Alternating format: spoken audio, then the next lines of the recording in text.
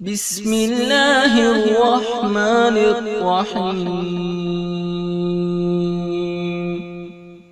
شروع اللہ کے نام سے جو بڑا مہربان نہایت رحم والا ہے۔ پیارے دوستو، دنیا کی بدی کے دو بڑے ناموں میں ایک نام شیطان کا ہے اور دوسرا دجال کا۔ کہتے ہیں کہ اللہ تبارک تعالیٰ نے دجال کو پیدا فرما کر مشرق کی جانب قرۂ ارض کے کسی دور دراز جزیرے میں قید فرما دیا تھا۔ دجال دنیا کا سب سے زیادہ قابل نفرت شخص ہے جسے اللہ کے نبی حضرت محمد صلی اللہ علیہ وآلہ وسلم نے دنیا کا سب سے بڑا فتنہ قرار دیا ہے اور اس کے شر سے پناہ مانگنے کی دعا فرمائی ہے، جبکہ یہودیوں کے نزدیک دجال موسیٰ علیہ السلام کے بعد سب سے زیادہ قابل عزت و احترام شخصیت ہے جسے وہ اپنا مسیحا قرار دیتے ہیں۔ ان کے عقیدے کے مطابق مسیح الدجال حضرت داؤد علیہ السلام کی اولاد میں سے ہے جو دنیا میں یہودیت قائم کرے گا اور حضرت داؤد کی بادشاہت کو زندہ کرے گا۔ یہودیوں کا ایمان ہے کہ دجال کی آمد کے بعد دنیا بھر کے تمام غیر یہودیوں کو قتل کر دیا جائے گا۔ دجال مسجد الاقصی کو شہید کر کے عظیم الشان ہیکل سلیمانی کی تعمیر کرے گا، جس کے بعد دنیا پر بنی اسرائیل کی حکومت قائم ہوگی۔ یہی وجہ ہے کہ دنیا بھر کے یہودی ایک طویل عرصے سے نہ صرف مسیح الدجال کے آنے کا بڑی بے چینی سے انتظار کر رہے ہیں بلکہ آج اس کی استقبال کی تیاریاں بھی مکمل ہو چکی ہیں۔ یہودیوں کی مقدس کتاب الموت کے مطابق دجال انسانوں کی طرح ہی پیدا ہوگا اور پرورش پائے گا۔ اس کے پاس بہت پر اسرار طاقتیں ہوں گی۔ انہی طاقتوں کے بلبوتے پر وہ یہودیوں کا نجات دہندہ بن کر آئے گا۔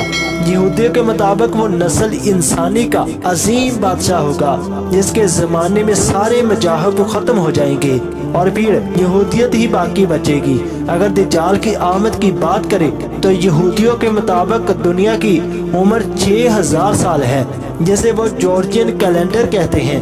ان کے مطابق اس کائنات کی تخلیق سے لے کر اب تک 2240 سال گزر چکے ہیں اور 6000 سال کے آخری سالوں میں مسیح الدجال کی آمد ہوگی۔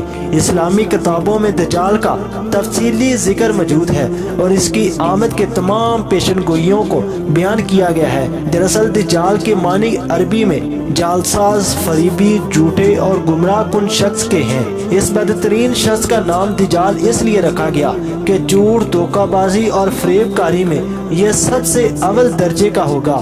لہٰذا حضرت ابو قتادہ رضی اللہ تعالیٰ عنہ بیان کرتے ہیں، رسول اکرم صلی اللہ علیہ وآلہ وسلم نے ارشاد فرمایا، حضرت آدم سے لے کر قیامت تک کوئی مخلوق دجال سے بری نہ ہوگی۔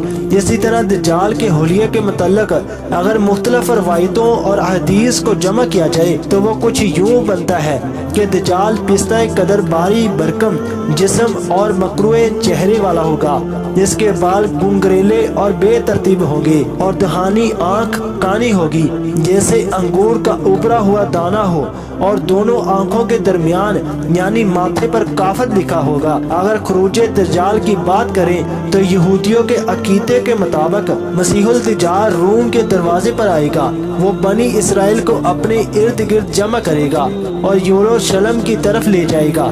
پھر وہ ہیکل سلیمانی یعنی تھرڈ ٹیمپل کی دوبارہ تعمیر کرے گا، جبکہ اسلامی روایتوں کے مطابق دجال مشرق کی سمت میں اصفہان نامی شہر سے نکلے گا۔ دجال زمین پر 40 دن رہے گا، جس میں سے ایک دن 1 سال کے برابر، 1 گھنٹہ 1 ماہ کے برابر، 1 منٹ 1 ہفتے کے برابر ہوگا، جبکہ باقی ایام سال کے عام دنوں کی طرح ہوں گے۔ اس وقت دجال اپنے گدھے پر سوار ہو کر ساری دنیا کا چکر لگائے گا۔ روئے زمین کا کوئی میدانی، صحرائی اور پہاڑی علاقہ ایسا باقی نہ رہے گا جہاں وہ نہ پہنچے۔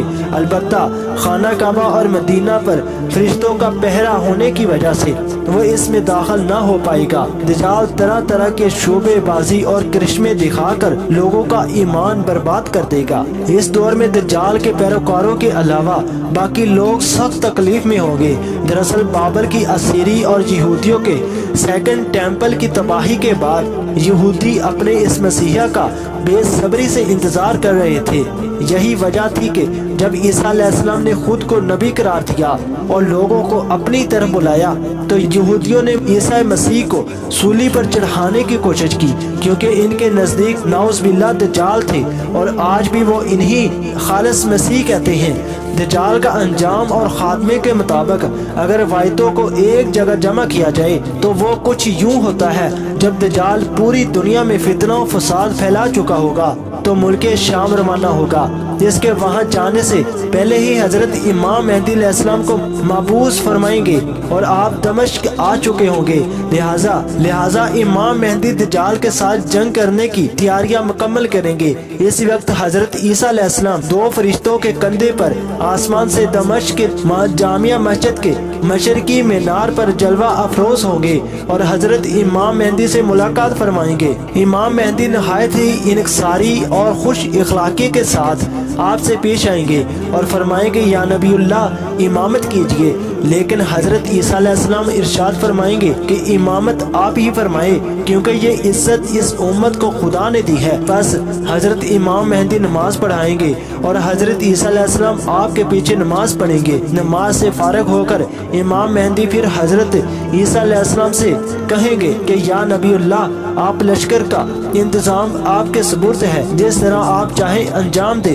وہ فرمائیں گے: یہ کام آپ ہی انجام دے، میں تو صرف دجال کو قتل کرنے کے لیے آیا ہوں، جس کا مارا جانا میرے ہی ہاتھ میں مقدر ہے۔ جب رات گزر جائے گی تو صبح کو حضرت امام مہدی فوج لے کر میدان جنگ میں تشریف لائیں گے اور حضرت عیسیٰ علیہ السلام فرمائیں گے کہ میرے لیے گھوڑا اور نیزہ لاؤ تاکہ میں اس ملعون کے شر سے زمین کو پاک کر دوں۔ بس حضرت عیسیٰ علیہ السلام دجال پر اور اسلامی فوج دجال کے لشکر پر حملہ آور ہوگی اور خوب گھمسان کی جنگ ہوگی۔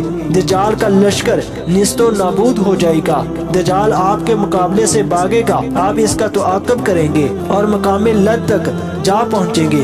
حضرت عیسیٰ علیہ السلام نیزے سے اس کا کام تمام کر کے لوگوں پر اس کی ہلاکت کا اظہار کریں گے۔ کہتے ہیں کہ اگر حضرت عیسیٰ علیہ السلام اس کو قتل نہ بھی کرتے تو بھی وہ آپ کے سامنے اس طرح پگھل جاتا جیسے نمک پانی میں پگھل جاتا ہے۔